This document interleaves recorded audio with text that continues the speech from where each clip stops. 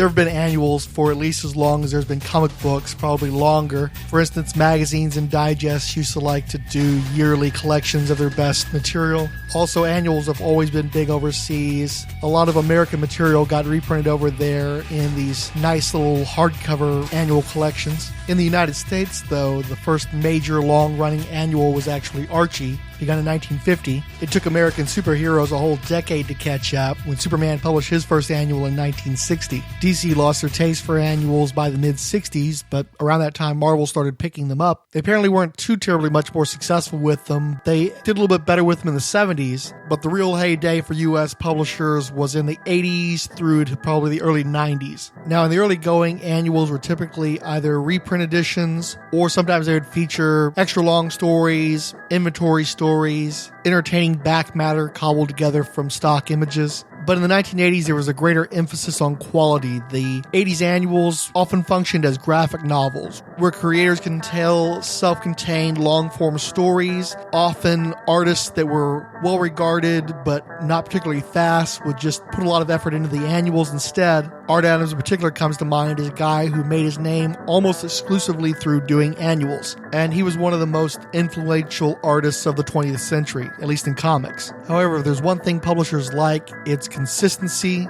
And the problem with a bunch of self-contained stories is you had no guarantee that some B or C lister was going to sell anywhere near as much as an A lister when it came to these annuals. But in 1988, Marvel hit upon an idea. Instead of being a bunch of standalone stories, the annuals would have a theme, an interconnecting story where they would still function as individual units, but they would also tell a greater story. In that case, the Evolutionary War. That performed well, so the following year they offered Atlantis Attacks, which did less well. It was a less focused crossover, and these things were taking a lot of effort to coordinate. So in successive years, what Marvel tried was treating groups of annuals as a sort of mini-series or a smaller arc where they would be interconnected, but only 3 or 4 at a time, not one large overarching story. However, that didn't work out as well as they would have liked, and by the mid-90s, Marvel was largely letting the annual concept go. To this day, the appearances of annuals are fairly spotty at Marvel. On the other hand, DC really embraced the idea of the themed annual, in part because they were just much more successful at implementing it. Their first stab was in 1991 with Armageddon 2001, which did tell an overarching story, but smartly, they allowed the individual annuals to tell stories of a possible future for each title's subjects. And the narrative weight of the overall story was left to bookends that would come out before and after the other annuals to explain the premise and then resolve the circumstance around that premise. In 1992, they played out Eclipso: The Darkness Within. This time, little diamonds were circulating throughout the DC universe and causing various heroes and villains to become possessed by the entity Eclipso. And so ultimately it became a war between the possessed and the free heroes seeking to thwart Eclipso's master plan. The 1993 annual theme was Bloodlines. And in this story, 7 aliens, based on the cardinal sins, crash landed on Earth. These aliens lived off the spinal fluid of humans, so they ran around attacking people, and they would extract these people's spinal fluid through a probe tongue with a sort of syringe tip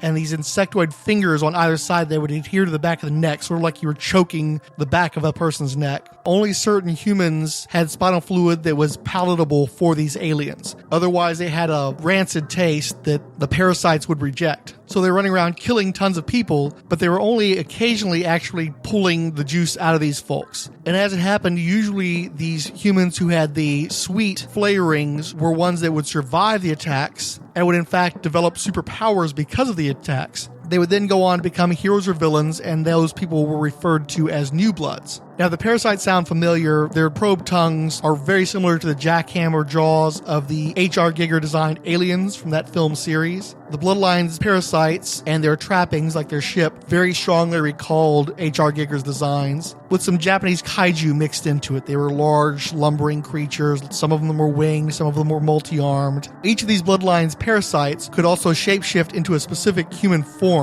They would still have their alien armor, but their heads and their dimensions, their bodies would begin human, and they were modeled after the parasite's initial victims at the start of the crossover. All of the Bloodlines aliens were designed by Art Adams, again, a great artist, beloved by many, highly influential. And what was neat too is he did these model sheets, and if you look at the originals, he actually would incorporate DC heroes to establish scale, so you'd know that the alien parasites were typically about 10, 12, maybe 15 feet tall. And so when you've got a little drawing of Superman or Batman next to them, you've got a sense of their proportions. While the parasites were a nice touch, though, the main purpose of the crossover was to generate all those new bloods, these new creations that would be the hot new characters in DC Comics during the biggest boom comics had seen since the 40s, if ever. And to get behind the rationale for the Bloodlines event, you have to actually go back to the 1970s when the comic book industry was dying. The crusade against comics in the 1950s had seriously damaged their reputation. They were not considered proper reading material in most circles. The GIs, the housewives, the school children that had read comics during the 1940s and early 50s had abandoned them for television, which was free, which was live action, which was increasingly omnipresent in Western society. Also, thanks to the Comic Code Authority that allowed comics to survive the witch hunts of the 50s, theoretically, it had also drained much of the vitality out of comics. Everything was very whitewashed and safe at a time when society itself began to change rapidly, to become more sophisticated, to have greater demands on its media, and comics just weren't keeping up. So you saw circulation numbers drop from 500,000 copies a month to a couple 100,000 copies a month. There was widespread corruption in the distribution system, so publishers were often getting robbed of profits that could be generated still through the newsstand, and the actual companies themselves were being mismanaged. The old guard were retiring, dying out. The new kids were fans that had grown up on comics, but they knew there wasn't much money in it. They knew there wasn't any respect in it. So they came into comics with the mentality of fiddling while Rome burns. And there were a handful of key players that saved the comic book industry.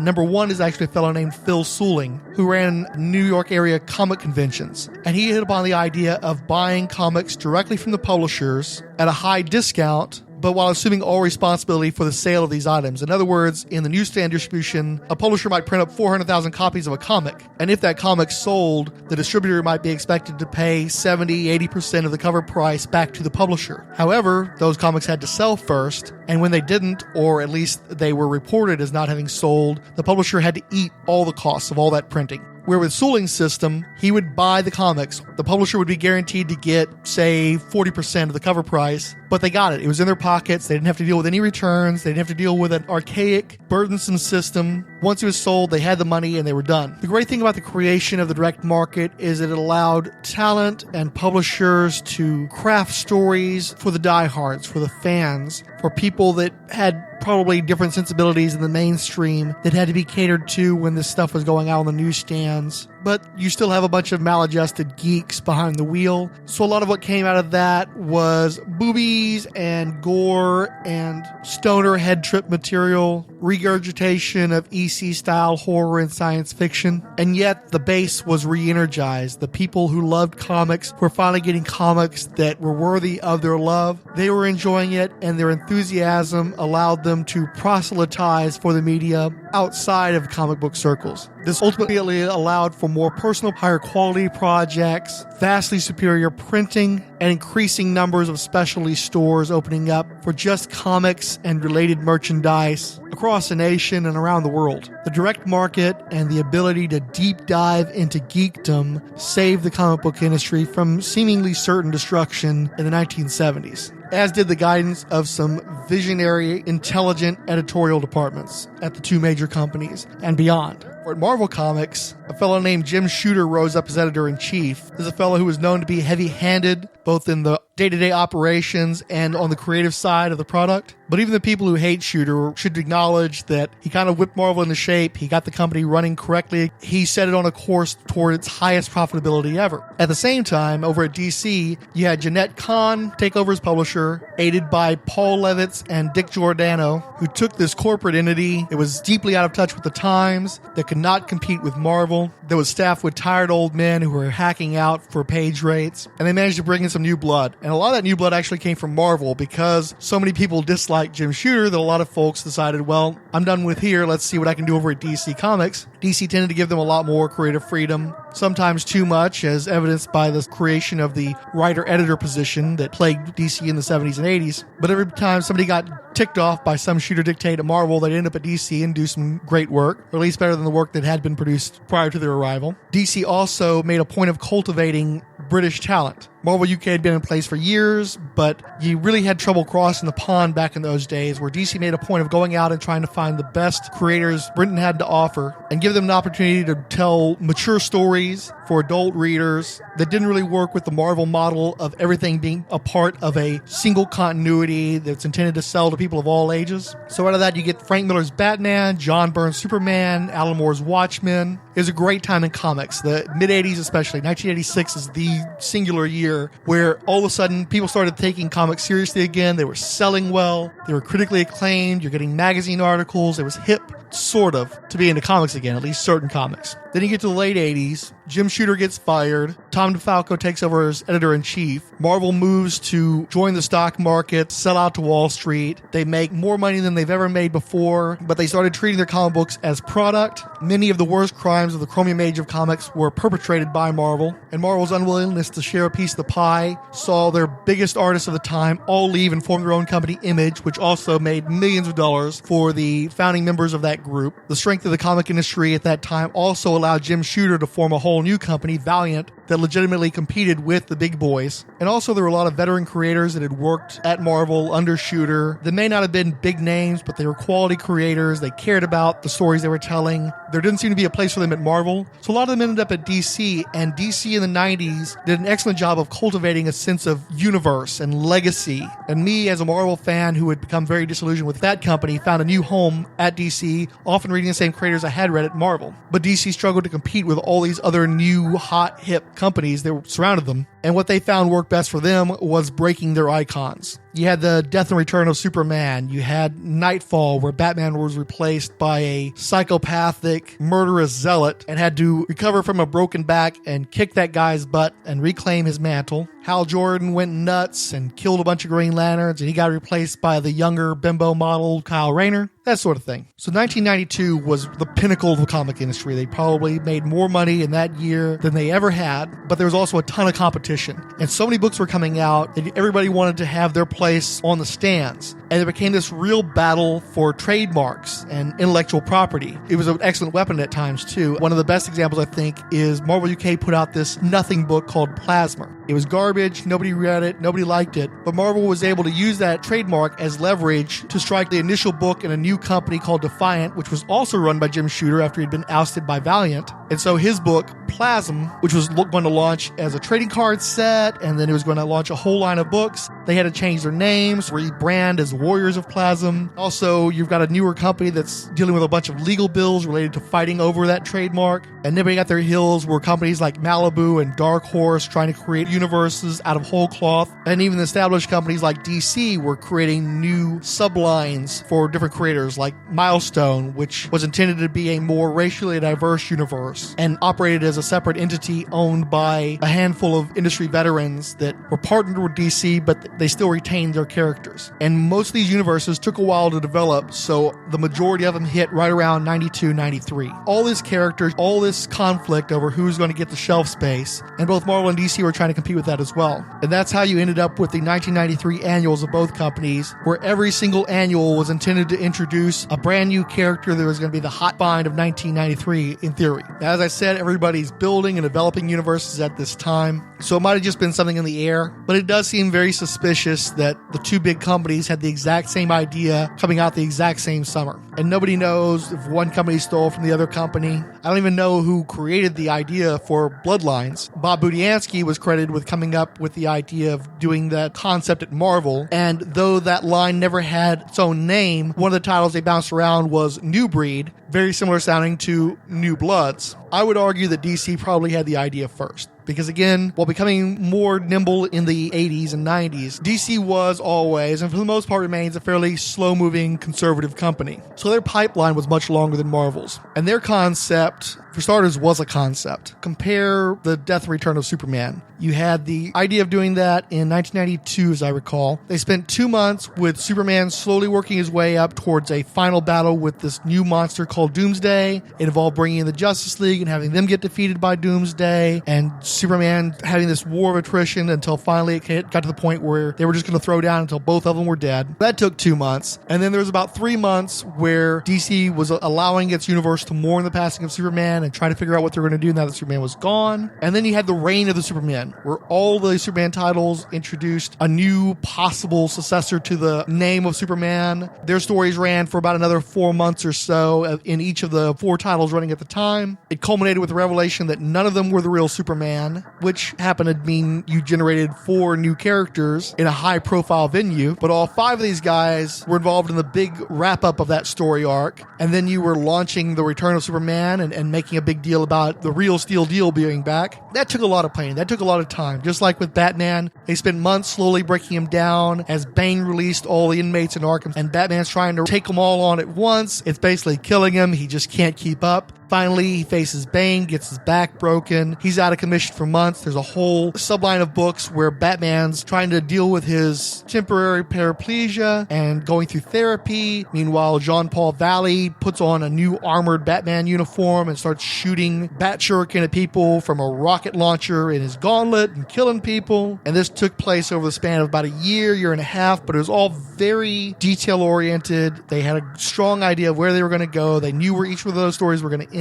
It was all very well choreographed. Compare that to something like the Clone Saga, which was this interminable story arc in the Spider-Man titles that brought back a clone of Spider-Man from a 1970s 2-part story. And eventually it was revealed that the clone was the real Spider-Man, and that the guy who'd been Spider-Man for years and who also happened to be married to Mary Jane, who was at that time pregnant with his child, they could sort of say, nope, Spider-Man isn't married. The real Spider-Man is now back, and we're going to promote this guy. He's going to have a new costume. He's going to have his own series. But this thing went on forever, and the endpoint that they eventually came up with was soundly rejected by comic book fans, especially Spider-Man fans who had bought 20-odd years worth of comics that suddenly were invalidated or minimalized by their Spider-Man not being the real one, supposedly. It was a total mess. Of course, the downside of that is that DC's very choreographed moves also meant that they came out with Adventures of Superman number 500, because they knew they were going to kill Superman off in Superman number 75, and they already knew what issue they were going to bring back in, and so did everybody else. And after they sold millions of copies of The Death of Superman, they thought they were going to sell millions of copies of The Return of Superman, and that was one of the first books that signaled the apocalypse for comic books, because there were so many unsold copies of those white polybags, and it really put the writing on the wall. If any book trumps Adventures of Superman number 500 as being the book that began the death of the comic book industry, it would be Turok Dinosaur Hunter number 1. I remember within about a month of that book coming out, going into shops that had stacks of them sitting on their counters, selling them for $1 a piece, just trying to clear the blasted things out. Also, if you were looking closely in 1992, you'd realize that a lot of the publishers that were smaller but serious contenders in the 1980s were all dying out in 1992. That preceded the mass deaths of companies that would come in 1993, 94, 95. But nobody wanted to hear that back then. Everybody was wanting to launch their universes after all. DC Comics, they've been doing well with their themed annuals. They've already got this thing planned out where the aliens are going to come, and the first wave is the aliens arriving and starting trouble, and then the heroes start to respond in the second and third waves. Instead of having bookends that start and complete the story, they started it off in a Lobo annual, and they felt they needed 2 annual-sized editions on the back end to tell the complete story, to wrap everything up. But to my mind, most importantly, Skybox was going to put out a card set specifically for Bloodlines in 1993 to go along with the annuals. The majority of the set, 54 cards, were sets of 3, and each of these 3 cards gave a visual synopsis of the annuals that were taking part in the crossover. They were typically drawn by the same artist who had drawn the annuals, but it was original artwork. So that means those annuals had to be drawn, and they had to coordinate the creative teams with the trading cards. Plus, at the back end of the set, you had character cards for most of the new Bloods, which were also drawn by the creators. So that had to be set up. The characters already had to be hammered out. They had to have that card text. The annuals had to be in production. They had to to know what order those annuals were going to come out in.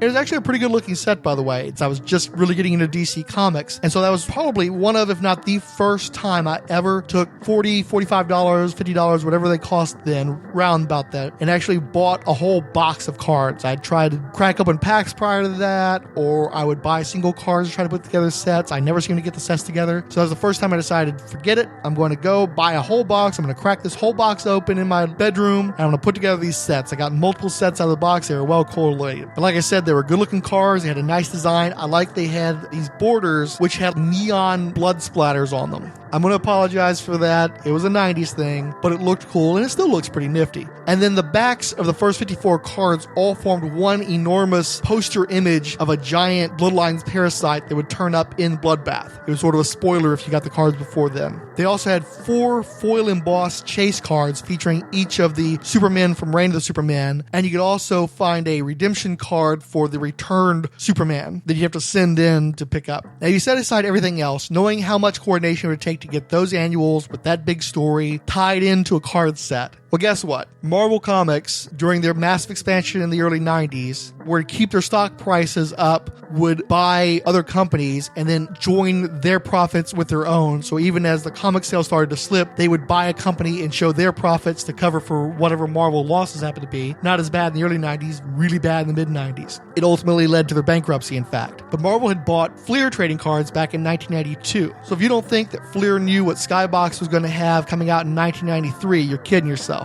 And what's even more pointed is to more directly compete with the Bloodlines concept, Marvel had Fleer produce a limited run of cards, but I believe there's 27 total. And instead of selling them in packs, they would just offer these character cards in their annuals. And they were pretty rushed looking. I think much of the art was done by Ron Lim, who was a really fast artist. It was one of Marvel's big guys at the time. So with Marvel, not only did you get a brand new character in their annuals, but their debut card, their rookie card, was going to be bagged in the very comic that you had to get to have their rookie appearance. Synergy, y'all. But also much quicker to put together as an in-house thing where Marvel owns Fleer already, as opposed to DC having to coordinate with a wholly separate company, Skybox, to produce an actual full card set. Also worth noting, Marvel turned around and bought Skybox in early 1995. I actually like the idea of the card polybagged with the comic. If DC wanted to rip off that idea, though, they couldn't, because they didn't produce any cards featuring characters that debuted in any of their Batman annuals, because the rights to all the Batman characters, even these New Bloods, had to go to Topps, who they'd licensed Batman's universe to during the 1989 Batmania wave related to the Tim Burton motion picture. Also, don't feel too bad for DC. Not only did they steal the idea of themed annuals from Marvel in the first place, but in 1994 they ripped off Valiant's idea of Zero Comics to have their entire line renumbered with a 0 for 1 month as a way of promoting purchasing of their entire slate of products at a time when all these other companies were trying to put out their universes and collapsing. So DC probably helped contribute to the deaths of a few companies via 0 Hour and 0 Month. Plus, in 1995, DC ripped off Marvel's summer theme from the late 80s, Acts of Vengeance, where basically villains traded out the usual heroes they fought with new guys, and they were all empowered by a guy who was essentially Mephisto dressed as Fabio.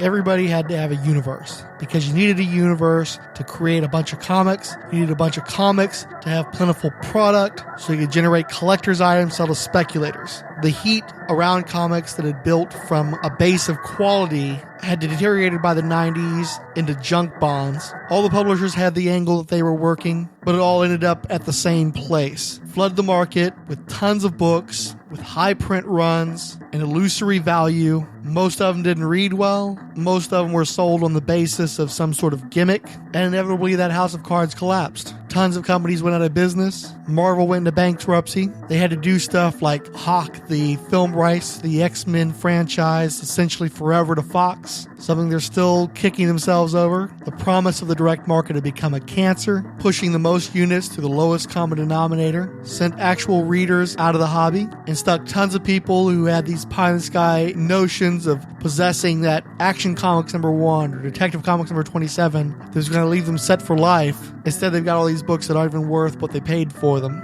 full of gross, inorganic, calculated abominations of characters. There's this massive glut of stories that nobody wanted to read, and 23 years later, we still haven't recovered. This industry exists, but it does not thrive, and barring some exceptional change in the culture, it'll continue to be a tiny, ever-shrinking niche that generates intellectual property to be exploited in other media. The 1993 annuals of DC Comics and Marvel Comics are something of a flashpoint, a microcosm, a conceptual patient zero for the epidemic that wiped out this medium. And all that having been said, I was getting into DC Comics at this time. Bloodlines was the first line-wide thing I collected ever. There are some of these characters that I genuinely like. There are some that I liked at that point in time that I now know better than to like. And most of them are pretty awful. But because of my own personal nostalgia, as well as a fascination with performing an autopsy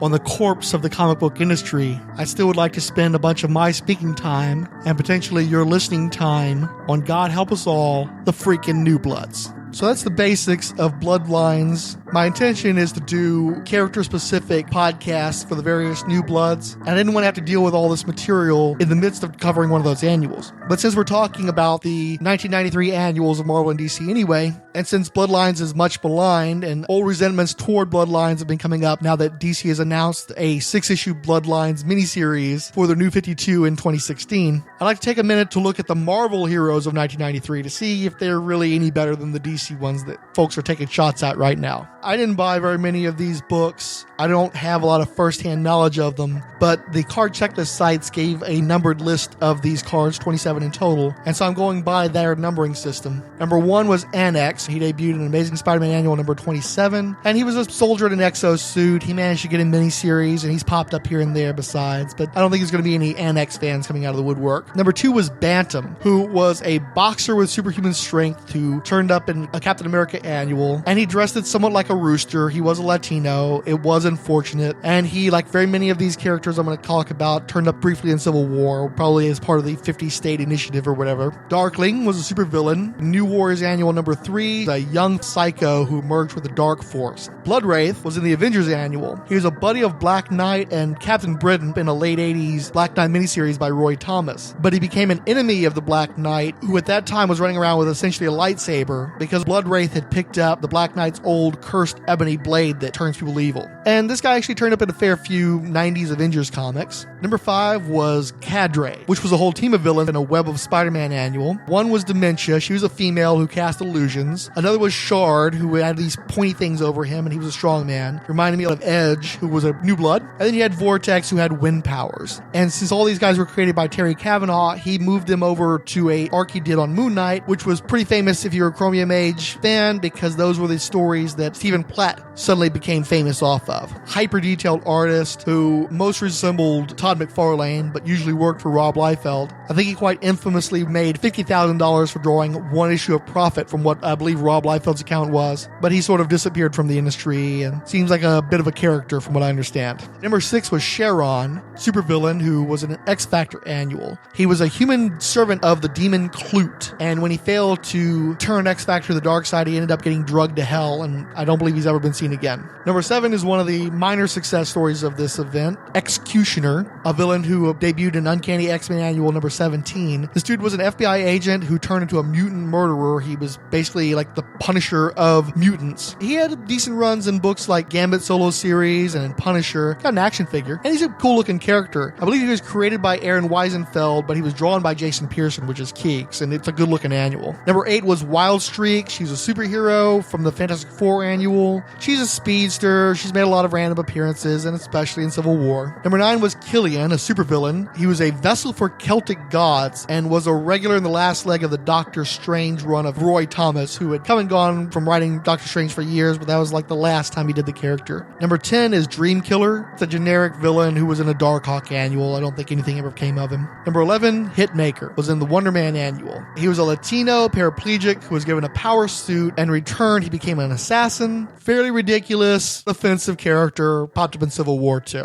Here's an interesting one, the Assassin. She's a supervillain from Namor Annual number 3. She was actually created by Apocalypse, and she's some sort of robot. The important important thing is that the annual in question was drawn by Gaijin Studio. Guys like Cully Hamner and I believe Jason Pearson. Adam Hughes was in there, but it was a really good looking annual. Brian Stelfreeze, I believe, did some of the pages and he did the cover. Cool looking character, never showing up anywhere else. Number 13 was Lazarus, supervillain from the Incredible Hulk annual number 19. This is one of the only ones I remember buying at the time it was published because it was written by Peter David and I was a big fan of Hulk at that point in time. There's a fellow with like clawed power armor and he's popped up here and there. He was in Civil War. He was in some issues of Domino's solo series, but for the life of me, I cannot remember that annual at all. At all. Number 14 is the Devourer. He was in Daredevil annual number 9. He's listed as a harbinger of the Lords of Death, ancient Mayan deities. Don't think anything ever came of him. Number 15 is the Flame, a supervillain who was half elf and half demon. He fought Thor a few times. That's about it. 16, Face Thief, supervillain, fought Iron Man and some techno ninja guys as well. He was an identity-stealing demon. He never turned up again. Number 17, Phalanx.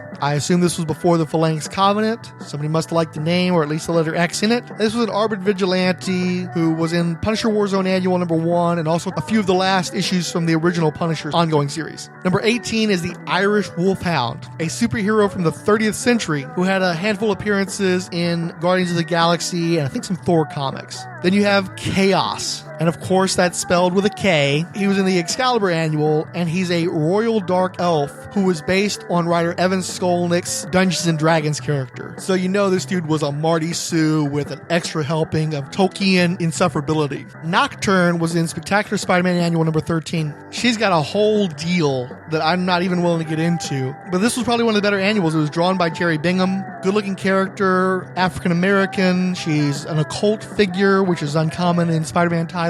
I don't think much became of her. 21, Raptor, who was this Birdman created in utero. He was in an Avengers West Coast annual right before that book was canceled. Managed to turn up in Civil War. That's about it. 22 was Night Terror. Cool looking guy. His first appearance was drawn by Chris Bocciolo, who may have designed the character. I'm not sure. He was in Ghost Rider Annual number 1, and he was a memory draining vampire CIA assassin. And his main claim to fame was he was one of the villains of Blade in his first ongoing series. The one that spun out of all the Midnight Suns stuff. Or actually probably survived it. I think the Midnight Suns were already wrapping up by the time Blade got his first solo ongoing. Short-lived too. He came out right there at the bust. Legacy is the hitman of the 93 Marvel annuals. He debuted in Silver Surfer Annual number 6, a hero. You may know him better as Genus Vell, the cloned son of Captain Marvel. The dude took over that name and had a combined run of 60 issues as a solo character, written by Peter David. A lot of the first run was drawn by Chris Cross. Very well-regarded book, great-looking character. He was also a member of the Thunderbolts, and he appeared in a lot of Avengers books at the time. He's one of those guys I think people actually miss. But not unlike Hitman, he's no longer with us, to the best of my knowledge. Okay, here's one of my favorites. 24, Empyrean, supervillain. This guy doesn't matter much. He was in X-Men Annual number 2. He was a mutant who could turn people's pain into power blasts, which is such a 90s power. But the reason why I dig this guy is the majority of his appearances in comic books were in Hardy's giveaway books. They came in, I guess, whatever Hardy's equivalent of a Happy Meal was. 25, Eradicator 6. Once again, spelled with a K. He was in Punisher Annual number 6, and this is just some sort of jumping robo dude. And despite the fact that he's part of this initiative to create characters, he has his own trading card polybagged with the issue, he's still murdered in the first story he ever appeared in and never shows up again. Almost done, guys. 26, Tracer, another Evan Skolnick creation. And in fact, this guy had such faith in Tracer that he was actually using Deathlock Annual number 2 as a sort of backdoor pilot for this guy. And he's popped up here and there since. He was described as a ruthless, restless anti-hero who will hunt anyone for a price. He's also some sort of techno geek. And finally, the last, but possibly the greatest of the worst, number 27, Extreme! The man's actually called Extreme, and, mind you, spelled X-Treme.